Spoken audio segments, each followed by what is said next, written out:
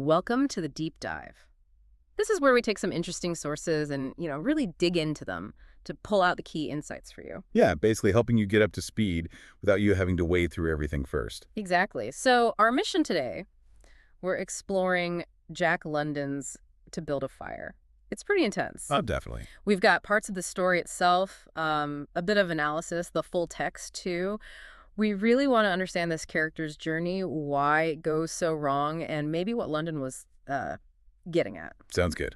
So let's set the scene first. Yeah. We're talking about the Yukon wilderness, middle of winter. And not just winter cold, it's extreme. The story says 75 degrees below zero. Which is what, 107 degrees of frost? It's hard to even picture. Right, and there's no sun, just this sort of dim, oppressive twilight, indescribable darkness, London calls it. And into this brutal landscape steps our main character, a newcomer. A Chicago, as they call him. Yeah, new to the Klondike. He's traveling alone, well, except for his dog. A husky, a wolf dog type, native to the region, importantly.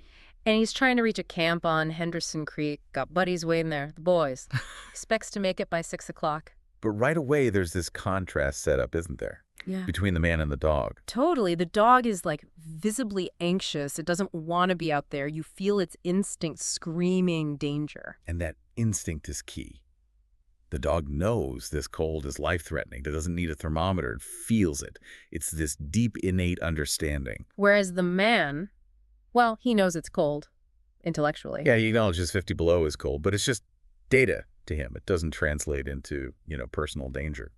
Not really. There's that bit where he spits and the crackle as it freezes midair. Mm-hmm. It's like a cool fact he's observing, not a, wow, this could kill me very quickly kind of realization. Exactly. He lacks imagination, London tells us. Yeah. He can't project the meaning of that cold onto his own body, his own vulnerability. It's abstract. It's a kind of arrogance, maybe, or just profound inexperience. Probably a bit of both. He's confident, he's on the main trail, then takes a less used path. The river's frozen solid, of course. And crucially, he's already ignored advice. Remember the old-timer from Sulphur Creek. Right. The warning. Never travel alone when it's colder than 50 below. And he just dismissed it.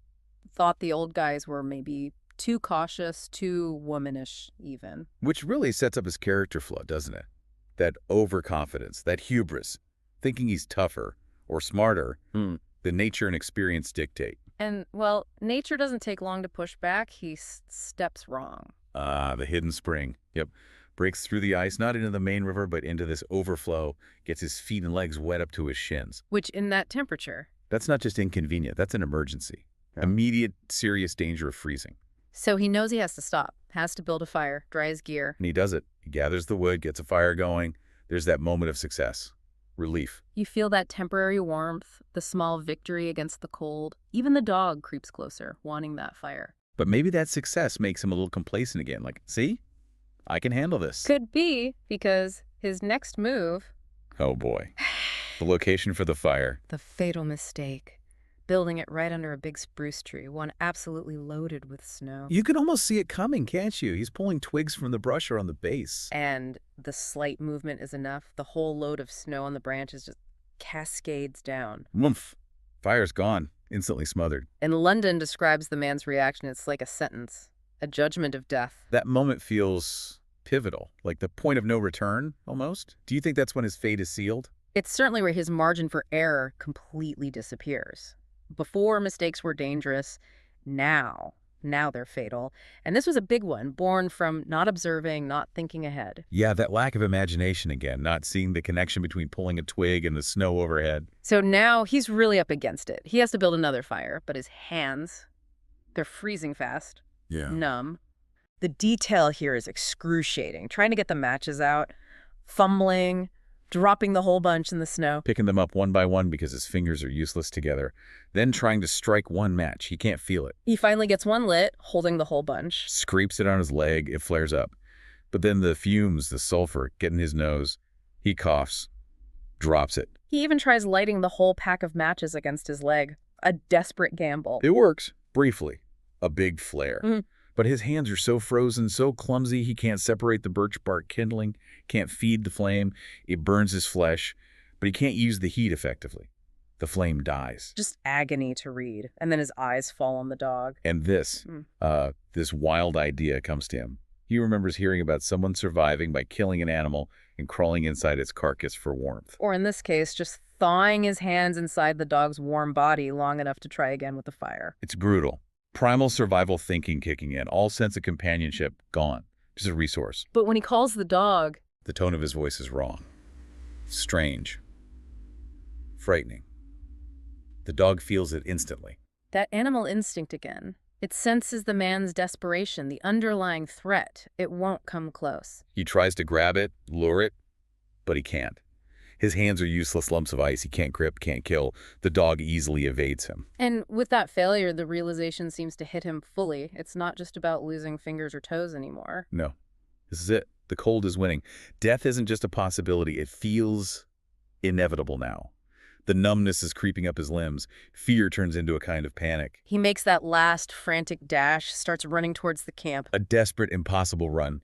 He imagines himself reaching the boys, but even as he runs, he knows it's futile.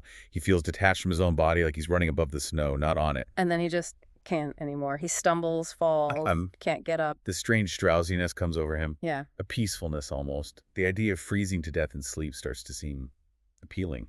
Easy. Better than the pain and the struggle. He pictures the boys finding his body the next day. It's all very detached.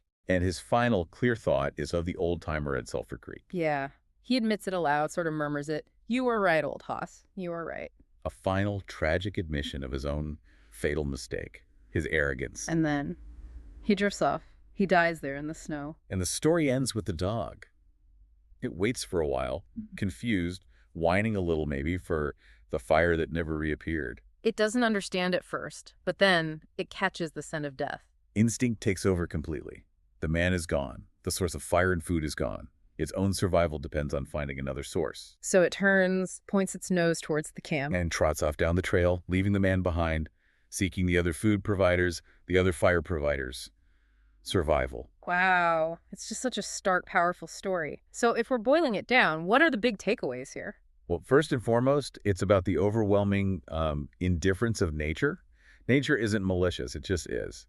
And it has immense power that demands respect. And the consequence of not respecting it, of underestimating it, thinking human cleverness or willpower is enough on its own. Exactly. And that brings up the other key theme, instinct versus intellect, or maybe intellect without imagination. Right. The man isn't stupid, technically. He knows facts. But he lacks the imagination to translate those facts into a real understanding of the danger. He can't feel the threat until it's literally freezing him. While the dog, operating purely on instinct honed over generations, understands implicitly. It knows the limits. It knows survival. It's such a tragic irony, isn't it? His human intelligence is ultimately useless because it's missing that crucial connection to the reality of the environment, and he dismisses the wisdom of experience. It really is. A failure of imagination proves fatal. So maybe a final thought for you, listening. Think about times you might have, brushed off advice or thought you knew better than the old-timers in a situation. Or maybe relied too much on just the facts, the logic, without really engaging your intuition or, well, your imagination about what could really happen. What can this incredibly bleak story teach us about respecting limits our own and nature's? About maybe trusting those gut feelings sometimes. It's definitely something to chew on, that balance between human ability and the vast forces we can't always control.